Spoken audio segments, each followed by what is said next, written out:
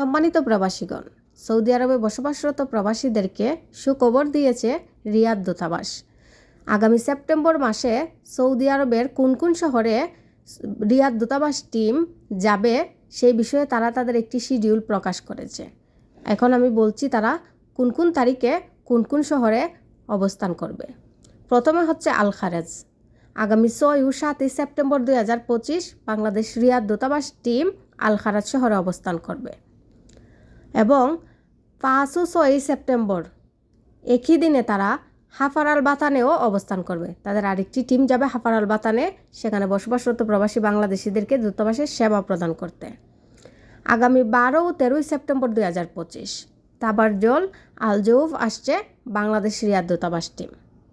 আগামী 19 ও 20 সেপ্টেম্বর 2025 সাকাকা শহরে আসছে বাংলাদেশ রিয়াদ দূতাবাস টিম।